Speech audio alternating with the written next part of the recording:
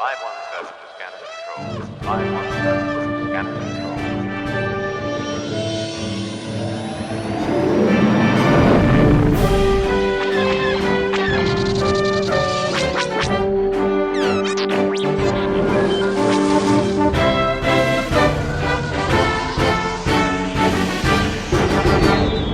This is the Star Wars Squadrons podcast, episode 4. It is January 7th, 2021, first episode of the new year. I want to thank everybody for all the support on these last few episodes. Great to see the podcast growing. Really appreciate that. I am your host, Timebomb, with you, and the other host with me every week, Green Fox Leader. How you doing this week? Hey, what's going on, man? How's it going? First week in January, feeling good? I mean, I asked you how you doing. You had some pretty big news that you launched this week to the community. Yes, and it was pretty good. Earlier this week, 2 days ago, we announced the Calrissian Cup Series coming for 2021 that extends all the way into October and culminates with a championship on the anniversary of when the game came out. So 1 year after the game launches will be the grand prize. Oh, man, it's gonna be fun. I don't know how that detail slipped through the cracks, but that's amazing that you timed it out for that on the 1 year anniversary. It's beautiful, man. It's all coming full circle. Yeah, full circle, October 2nd. It's going to be good. And it's a little way to kind of a little shout out to Motive for, giving a lot of people the game that we've been waiting for so long. And yeah, it figured it'd be good, momentous timing, So this week we've brought a great guest on here to discuss the tournament with us. Why don't you introduce our guest this week, Green Fox? Yeah, it was super lucky of us to have kind of gotten the game to where it was in the place that it needed to be at the time to be able to meet up with super great groups like Crimson Wings and the Gaming Stadium out of Canada here. So I'd like to introduce Steve from the Gaming Stadium, and you can maybe tell us a bit about what those guys are about in the esports scene and kind of what enticed him to maybe start thinking about this, with the Squadrons, burgeoning competitive flight sim esports scene that we got going here. And Steve, how you doing? I am doing excellent. I am super thrilled to be on the podcast, super excited to be here. And I love that it's about Squadrons. So it's like, all right, we're talking the language I get. So I'm pumped. Yeah, that's cool. That's awesome. And you've been a Star Wars guy for a while, or what? Oh, since like 94. So yeah, I grew up with Star Wars. It's really funny. Like growing up, the only movie we're allowed to watch was actually A New Hope, Empire Strikes Back, and Return of the Jedi. I don't know why, but we grew up in a very Roman Catholic household. So my mom was like, no violence on TV, none of it. But I'm like, once I grew up a bit, I was like, did she realize what we're watching? Like, it was just so funny to me. Like, so I've seen A New Hope more times than I care to admit. Yeah. So nice, man. I like that she didn't notice the religious connotations that might be behind the Force, or maybe she appreciated that. Maybe she did notice them. Maybe I shouldn't speak. Maybe I don't know. You know what? I'll have to ask her. Let's call her in. Can we call her? Yeah, let's patch your mom into this one right here. Call mom. But yeah, I'm a lifelong Star Wars fan. It's always been there for me. Games, movies, community. So it's nice to be here with the Gaming Stadium and join both of these worlds together for me. So I'm just amped about the project. And when I heard about it initially, actually, I was like, wow, I can't wait to play in this. But now it's like, oh, wow, now I can't wait to work on this. So it's even better. So. Oh, nice. Well, why don't you tell us a bit about what is the Gaming Stadium and what do you guys do in kind of esports stuff? So the Gaming Stadium is Canada's first dedicated esports stadium. Obviously, with COVID, we've had to pivot to online events. So we've been doing those monthly since last March. So our whole focus right now is focusing on community-focused events to grow and develop esports right across North America. So we do games from Valorant, CSGO, Fortnite, Fall Guys to Squadrons. There's obviously tons of other games we do, like League of Legends, Teamfight Tactics. So if it's in esports, we definitely work with the community on it. So that's awesome, man. And you guys have been running some events for games like Rocket League and others. Yes. How can I forget Rocket League in the here's who we are. But Rocket League is one of our largest games actually that we do. So Rocket League we do monthly, and we also do a lot of cool things with the scene. So nice, man. And you guys actually have a physical location up there in Canada too, huh? And yeah, so that's actually where I'm calling from. So obviously facilities closed due to COVID because we want to make sure that we're keeping our audience and our community safe. So that's why we do online. but I am currently dialing in from our creative hub. So we've have some places in here that we still use, and that's where I work out of actually. Nice, man. So how long have That's you awesome. been there, and what is your role within the company? I have been here since September last year, so September 2019, actually. Whoa, man, I don't even know my years anymore. I'm coming up on year 2 real quick. And yeah, so I'm the marketing, sales, and partnership manager here. So I help run our social campaigns, community outreach, and work on some cool opportunities with brands. Nice, man. That's cool. And what's kind of the, I don't know, since you heard about the Calrissian Cup and coming in, helping with kind of the marketing and the feel of it, what's your feel of the overall, like, I don't know, style or flavor of the cup, and what's kind of something you want to push forward here in 2021 going around it?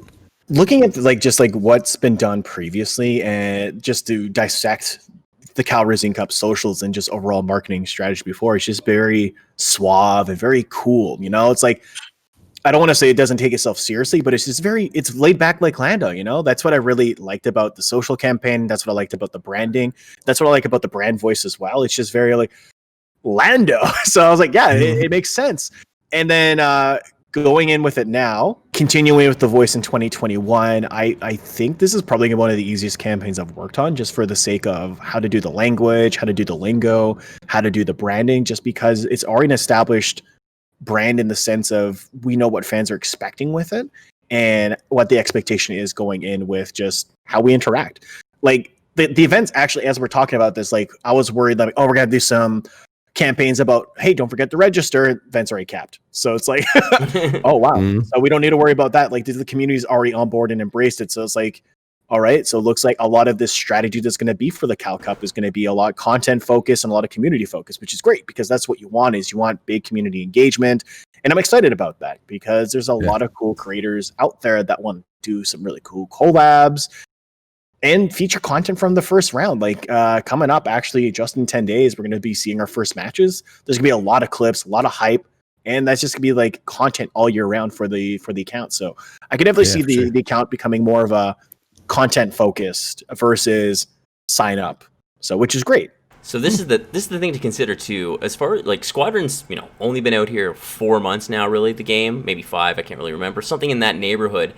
We haven't been able to come together and have a full community tournament yet, right? Like this, we've been close, like with the Operation Ace tournament, had the U.S. Limited to the U.S. Base, but this is and we've had some community events, but because private matches came late and tournaments haven't panned out so far, this is the first time that Squadrons is really going to be debuted to the world in its fullest. All the best teams kind of battling it out. So I think we might really see some things that are different. So that is exciting, and I feel like we can really show a lot of content off after this tournament, actually. Yeah, just like even looking at the previous events and seeing who's played, I'm really excited for some of those rivalries to carry over from Creator Clash and Operation Ace. Like I saw the Rogue 181st sign up and I was already sweating because like when I played in Creator Clash with Uplink, they slapped us and they were just doing their practice round. And I was like, wow, man, here we are trying our best, the boys, and man, we hit the side of the Death Star harder than Big's Darklighter there. Let me tell you that. That's funny. I wanted to ask you about that with the teams in comparison to Rocket League and the culture around Rocket League esports teams, the way they're presented.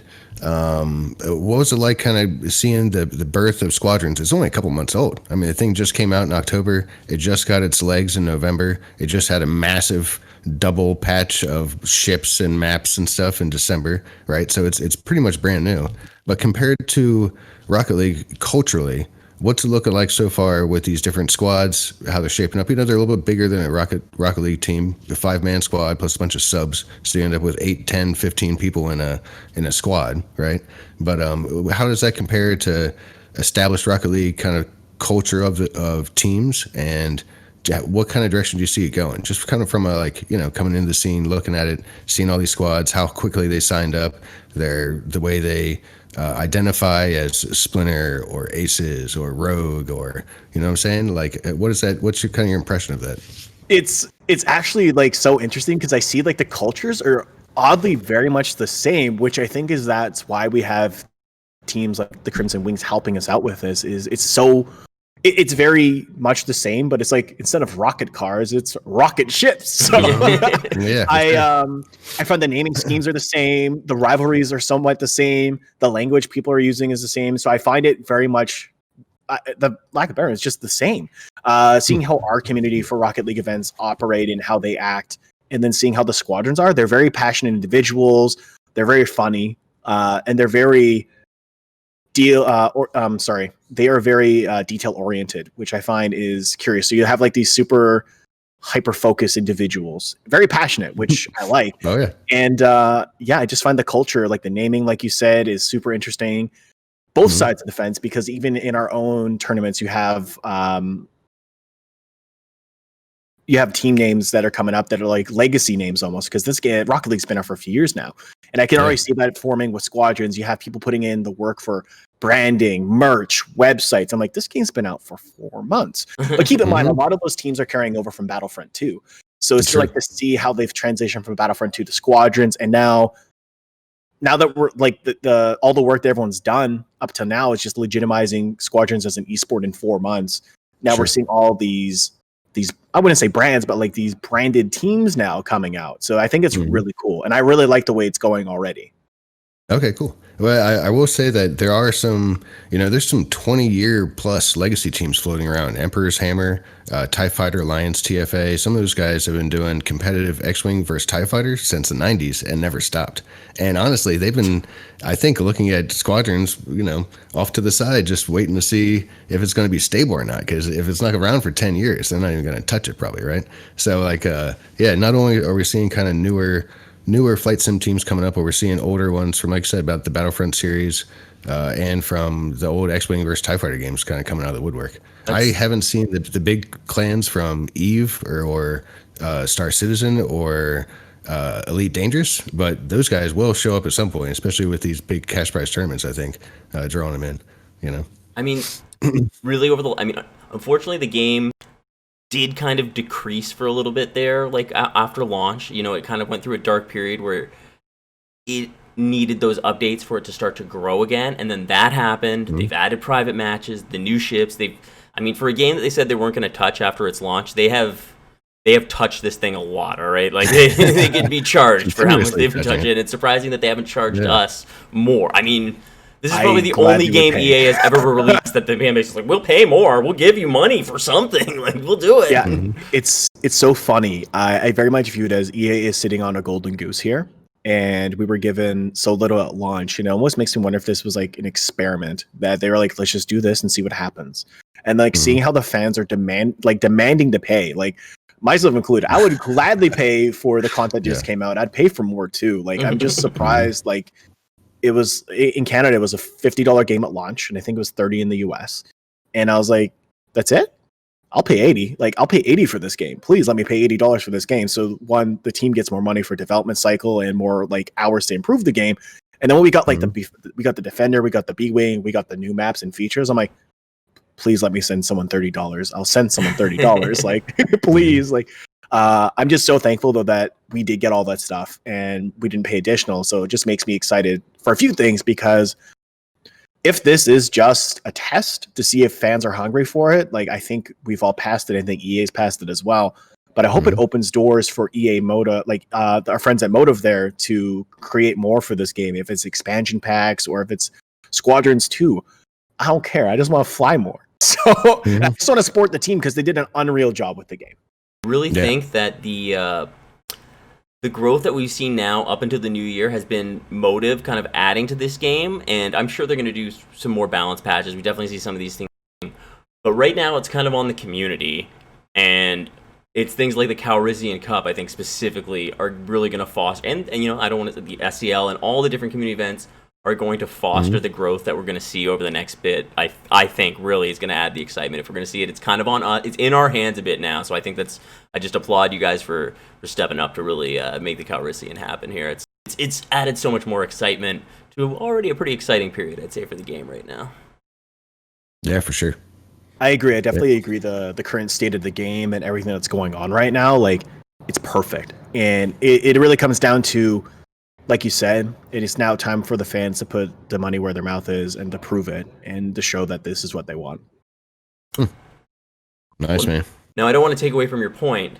Maybe perfect's too far, but it's very.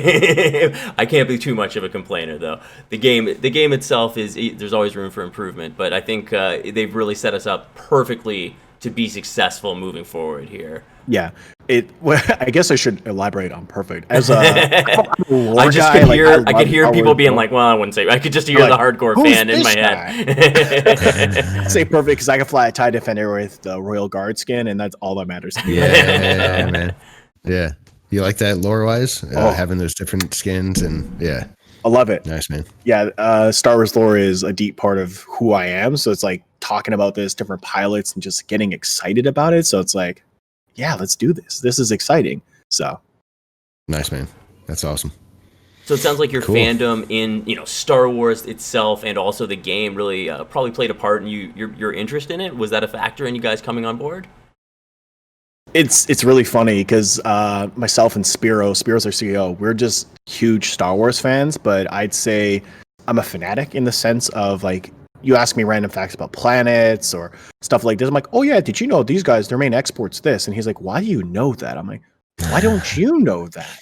So like I just love the Star Wars. So like when this opportunity came across, I was like, we need to do this. Please. Star Wars is everything. And the fact that like it's I'd say like Star Wars esports is just about, in my opinion, it's gonna pop off this year, 2021. It's gonna happen. I was like, I would love to be on the forefront to help develop this and help other communities and groups grow alongside this because there's a lot of stuff we can do and do right. So Yeah, I think we can learn from experienced people like you guys coming from already established esports industries. That have seen what it's like to pull off full seasons and working with the sponsorships and working with presentation on Twitch or YouTube or other places. Putting on a good show is important too.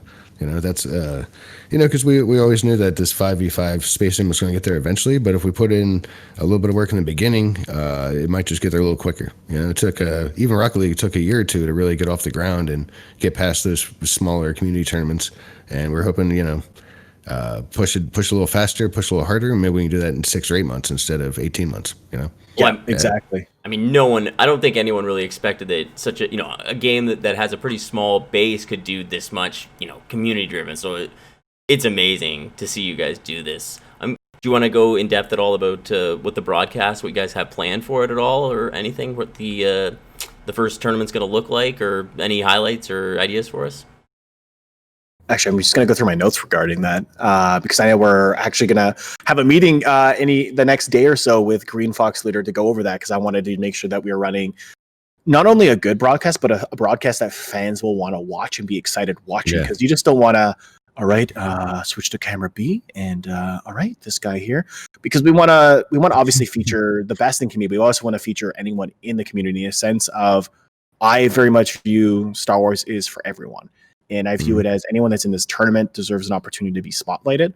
So I just don't want to go, hey, we're going with that team because we know they're the absolute best. I want to kind of like highlight as well the grassroots level people and the people that are excited about Star Wars. And they have that opportunity and that moment to be, I'm going to go back to like my own sporting days, like when I used to play baseball and football way back when. And it was those moments that I was highlighted as a player or had an opportunity of like, I got the ball in football and I was like, I'm a center. Why am I running the ball? But here I am with the ball running it. I was guard. My brain doesn't work in my football injuries. There you go. But it was just like that opportunity to have that one moment of people going really hype for me. So I really want to translate that over to esports with the broadcast as well and highlight those players, because there are going to be some big plays from new creators out there that are unknown to us, which is so exciting about this tournament because there are some YouTubers that are, there's obviously the large YouTubers in the space that do Squadron stuff as well. But there's always going to be that one new person that's going to pop off probably because of this tournament. And they're probably going to be playing in this tournament. So it's like we can help them on their path and get them really out there. And I think that's really exciting to me. Yeah, man. Generally, your tournaments, for one like this that's like a 2-day event and has like a large Swiss format the first day, is there going to be a lot of coverage that day? Is it going to be, a few hours of coverage, in and out different games, full? How is that going to go exactly? So I think Squadrons is going to be a little different planning wise because there's definitely 2 ways we can do about this because there's going to be different games going on at the same time. And I think what we really need to determine is what's going to be best for viewing, what's going to be best for viewership and getting people excited. So the first way is switching between games and going, all right, guys, we're watching game A versus game C right now, and this is heated. Here's what's going on. We're already at, both frigates are down. Oh no, is the MC-75 going to go down? Let's see what's happening here. And then we're like, all right, this game match, and then boom, move to the next one. Or we're going to watch a full series. So the storytelling, I feel, with the whole series at once, like, hey, we're watching Team A and Team B go through both their matches here. Just because, so to kind of go through day one, because I'm getting ahead of myself here, is the way that day one's broadcast is working is we're going to be doing the Swiss rounds, where everyone's getting the opportunity of randomly selecting their faction first and then rotating to the other one, just to kind of give them a chance to show off their skills, because we do know that some people are better with different ships. Like when I am on Imperial side, I am a monster with the bomber, like most people. I can't fly a defender. Well, oh no, I'm getting leaking stuff out here. I can't fly an interceptor for the life of me. But on the rebel side, I can fly the A-wing, like just zip zap zoop. We're good. Y-wings as well, but the X-wing does not feel good to me. I can't fly it. So we're going to see a lot of that. So that's why we want to give everyone a fair opportunity on day one. So the streams on day one are going to be a lot quicker, because it's a lot of those matches are just, you play 2 games against a team, you get your score, you move on to your next match, just to kind of go through that. And then day 2 is going to be the longer event, where we're having like best of 3s, best of 5s. It's going to be a lot more content that day 2. I see. Day one's going to be a lot of quick matches. So it's going to be a lot of quick streams, a lot of features. So it's going to be a lot of feature matches on day 1. I'd say day 1 stream, we're looking probably 4 or 5 hours. Same thing with day 2. Yeah, so it seems like day 1 you'll meet a lot of the teams, then day 2 you'll kind of focus in more, which makes sense. That sounds great. Yeah, because out of the 64 teams, only the top 12 are moving over to day 2. So you're going to see 12 teams go out. But also keep in mind, we're not going to have all 12 teams on stream. So that's where we're going to have to determine who we're putting on broadcast for day 2. So that's just something the team and myself need to brainstorm. So something Green Fox leader and the others need to come together and be like, who we're going to throw up? I'm not literally throw up, but who we're going to put up on stream there. So again, it comes down to really cool storytelling, developing the rivalries as well. So yeah. Some of the culture that we kind of started developing in the competitive scene there was having the crowd vote on who they want to see. So if there are a bunch of Imperials in chat, they're like, "Oh, we want to see the Imperial Guard," or I think it's a really cool thing, because I think Twitch has the integration for voting. So that's something definitely we can explore. And I didn't think of that, and I like that a lot. I guess it also comes down to if the match is available. True. Yeah, and if they're on your friends list. So we'll talk about that, how to get everybody on our friends list and do the spectator thing. But yeah, I think it's gonna be fun. And I totally agree. The more, it was always the feel of the cup is always trying to be like, be who you want to be, play how you want to play, whether it's on a VR system, no VR, controller, keyboard, mouse, some people do joystick and keyboard. Some people like to whatever. So it shouldn't matter what console you're on, what platform you're on, what ancillary products you're using. Everyone should have a chance to compete. And actually, I was kind of interested to see what's going to come up at the end of the day. Is it going to be some 19-year-old kid on controller on a PS4 in Iowa? Or is it going to be? That's what's so interesting to me. It's just like old joysticks. You know what I mean? Who knows? The possibilities there for what people are able to do with this game and how they're able to play is just so cool to me. I personally play on the Thrustmaster just because it's better for my hands. But I haven't tried it on controller, but I know keyboard was a mess. So, but then again, it might feel better on keyboard for some other people though. So sure. It's the old X-Wing players play keyboard and joystick, and they seem to love it. Yeah, there's a lot of people who play that way for sure. I'd say that might be one of the most popular ways to play it for sure.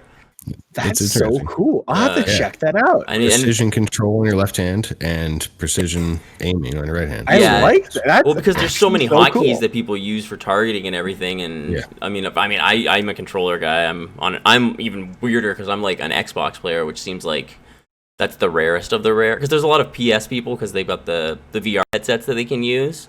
So there's a pretty big PlayStation community, I find. But Xbox, we're the rarest of the rare, I feel like, out there. Yeah, that's funny. Yeah, man. We need to get those numbers up. We'll see. Slowly over time, it will. I mean, there's the base is growing. again. You know, it's still it's holidays are over, so during the week it's not what it was, but weekends are much higher player base than they were in November. That's for sure. So the game is growing. It's just gonna. I feel like the events coming up next. I mean, this weekend's gonna be all the teams are gonna be getting ready on the weekend, and next weekend with the tournament, it's gonna be very busy. Actually, that next weekend, if you are not a high-end player, if you are a low-end player, it's going to be the best weekend ever for you to rank up, because you're not going to, all those people, what is it, 64 times 5, whatever that number is, like all those hundreds of people are not playing the game, not in the queue. It's going to be a good day for baby seals out there. The matchmaking will I'm finally going to say, especially for training matches too, like, this week's going to be interesting. I can already tell by the conversations happening in the Discord. Just people are like, "Who wants to practice? Who wants to scrim?" I'm like, "It's happening. This is what we want." I know the 5-man's Discord's busy as heck too, so it's like I'm just excited for where this community's going already, and just how embraced everyone is with this already. So yeah, man.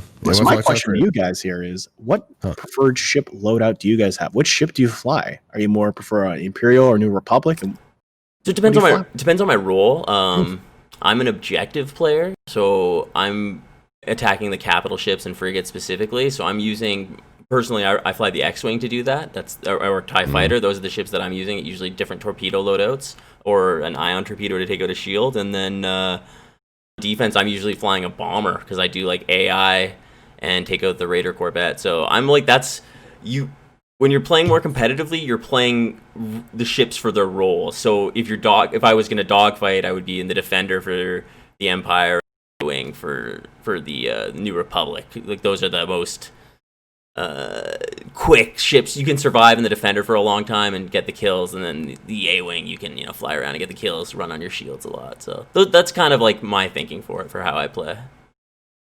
Nice, man. Yeah, I'm an X-Wing guy too. And I don't know if that's just from Wedge and nostalgia and the old movies from back in the day, but I can't get out of an X-Wing.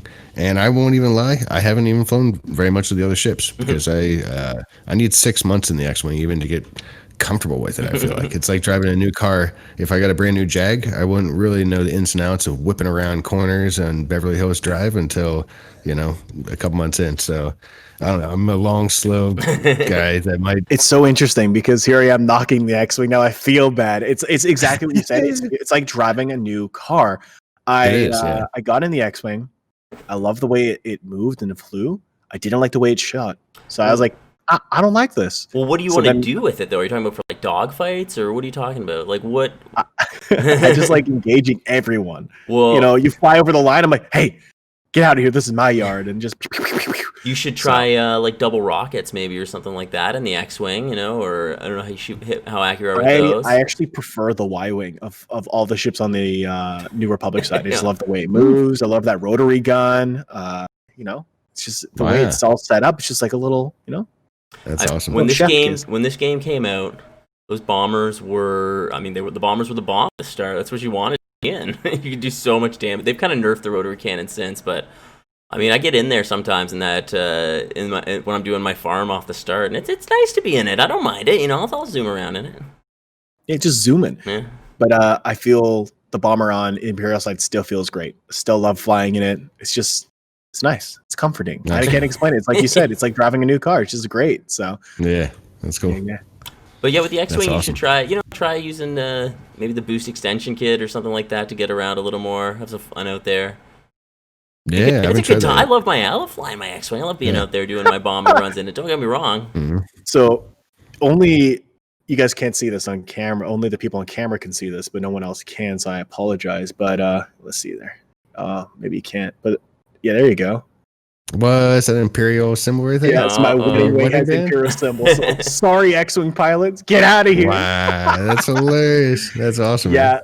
Yeah, I just love the Imperial Lotus. I love like the history of Sinar fleet systems. So like it's just really cool stuff.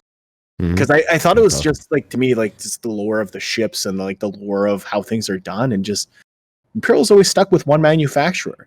But then the Rebels have like 6 different people making stuff, and like the B-Wings, just like some guys like, yeah, I found some spare parts. I made this monster. So it's like, That's got to be a risky job, though, right? Like, if the Empire finds out that you're manufacturing parts for the rebels, like, you're going to be a target for sure. Yeah. Like, that's no wonder they had to go to different people, because the past manufacturers were true. dead. They were gone. They were annihilated, probably.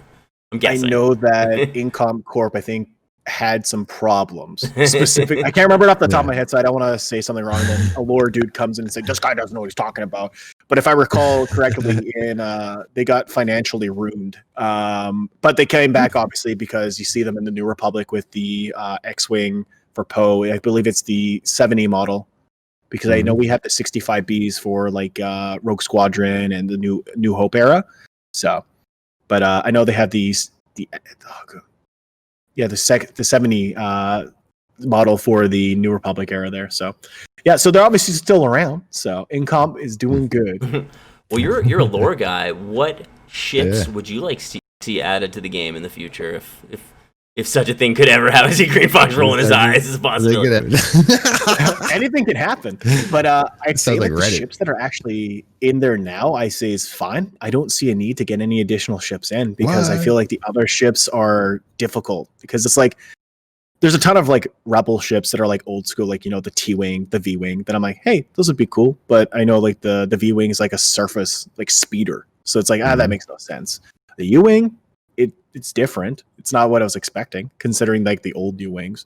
But then Imperial side, like I know we can get like the TIE Phantom in there, but man, that'd be terrifying. The TIE Phantom just go in stealth mode. You don't see that thing anywhere. That pops out of nowhere. You're done. Dunyan rings. But Dunyan rings. Wow. I'd like to see actually. I know that everyone's probably been saying this, but I'd like to see them actually go to Old Republic era or not Old Republic, the Republic era. I'd love to see us get some like the Arcs, the V-Wings, going against some droid ships. I know that'd be difficult, but maybe in a future expansion, who knows? Oh man! But I know the fans would love that. New factions would be great if they added a droid faction and a pirate faction. And you could be in the Falcon Crest or something. That'd be crazy. That would be crazy. Because if we want to get technical, the current era where this game is happening, there still technically were separatist droids that were deactivated but reactivated, so it could happen. Who knows? But you never know. I would love to see that. I would like to see maybe some hero ships come in for like hero matches only, kind of like we have at Battlefront 2. Because when was the last time we've all seen like the Outrider, the Shadows of the Empire? I missed that ship. We haven't flown it since like 96. So like, let's get that in the game. Listen, I'm kind of over the Millennium I'm going to tell you. We've seen that 3 times. You may not know this, but in Star Wars Squadrons, there already is hero ships. You didn't realize it, but when you see that you've been killed by an X-Wing or a TIE fighter, an AI, that is the hero ship. That is your Luke Skywalker and your Darth Vader out there picking off. I've been playing with Geo, who like won MVP at most kills at Operation Ace. Those AIs are taking him out of nowhere, so like no one is safe in the Starfield, all right? Yeah, I guess so. Yeah. No, seriously, adding hero ships would be a nice addition to the game. Sorry, I was just doing a tangent there. But no, it'd also be really cool to maybe introduce the pirate faction that, if you guys are familiar with like the Empire at War series, like getting like the Sabath cruisers in there. I think that'd be really cool, and kind of like getting like that era, you know, the Z95 headhunters in there, like the baby X-Wings, like, because that was the first, I guess, rendition of the X-Wing. But those guys were just fast and they just like popped. So yeah, I saw a Reddit post about that recently. Like, hey, we should think about throwing in, you know, this might be treason, but let's think about throwing in a third faction of pirates. And I was like, well, that's kind of interesting. You know, like having a 3-way fight, like why not? Oh my god! Especially with customs, that'd be pretty interesting. Oh man, I would deliciously dangerous. I would love a one death only war zone type thing where there's, I mean, you couldn't have 150, but even if it was, you know, whatever, 50 free for all, or even 25 versus 25, something like that would be so fun. But this game as a you know a proof of concept just shows that there's so many possibilities for. I mean, it just needs just some time here to really grow, and I really think this game could really appeal to a large base of people, because there's Star Wars is so huge, and this just really is a certain wish fulfillment that gets lived out, I think, anytime you get behind it in the cockpit there. Yeah, so I was going to say we also have to consider the game's only been out for 4 months, and the fact that we've got this already within the 4 months, like I'm thrilled. I can't even wait to see what happens next with from EA Motive, especially. Like I know we're not supposed to be getting any other treats, but I mean, look at today. We got cosmetics again for the High Republic. So it's like, okay, I mean, you guys are saying. They keep doing cool stuff. Like they threw in sometime over the winter, they threw in track IR support. I know some people that were just like, that was above and beyond. They didn't have to do that. They didn't promise that they were going to do that. They never even say anything about it. But people asked for it, and they were just like, yeah, let's throw in track IR support, and it's working now, and people are really stoked on it. So if people don't have VR, you can get a pretty simple, any webcam. I think you can grab a free track potentially, even bust into that thing. But yeah, track IR support's super cool for a flat 2D screen that won't get the same head movement, visualization stuff. It's pretty sweet. It's so funny because I played Squadrons one of the first times in VR, and then after I stopped playing in VR, I kept doing the head motions to look around. I'm like, oh wait, doesn't work. Oh no. It's funny. I don't find myself looking around in my cockpit, but I find myself sometimes, like if I'm like turning, I'll notice myself like really leaning into the turn with my controller. Sometimes, like I'm like, what am I doing here? Like a little kid. It's so funny because like I grew up playing Ace Combat. Like I've been playing Ace Combat since 2001, and even with that game, I would always rotate where I'd be looking, and I'd like not fall off the couch, but I always like tilt to my right, tilt to my left with the controller. So like with the HOTAS system, like from Thrustmaster, it's still hard for me not to because I still tilt a little bit. I'm like, oh wait, I'm lifting up my thing. What's going on? Then I die. So exactly. Pilot error gets me out of nowheres. Mm-hmm. Yeah, once your HOTAS gets knocked out of position and you're twisting weird angles, and true. Yeah, man. Oh man, HOTAS problems. I can't even imagine. I'm still in that controller life, but I couldn't. Switching now seems like it would be so hard to go from controller to a joystick. I guess it just takes that time, though. You just have to be like, I'm not going to be as good for a bit and learn, I guess. The immersion. Well, it's very much like you said. It's like driving a car. So it's like going from standard to automatic. So yeah, maybe that's why I'm having so many problems trying to learn controller. So you're the opposite. You're trying to learn controller and you find it harder. Yeah, I still want to learn the controller because there's some top pilots that use controller. Z was one of the top killers back in the day, and he was a controller player. I know Chester's controller, Swifty's controller. There's a lot of good pilots out there. I mean, I just feel like I'm so much better since I've gotten the Elite controller. So if they're just using like a standard, I don't know. You got the paddles on the bottom? Yeah, I got paddles on the bottom. Yeah. Ooh. Yeah, because like that's next level for Squadrons.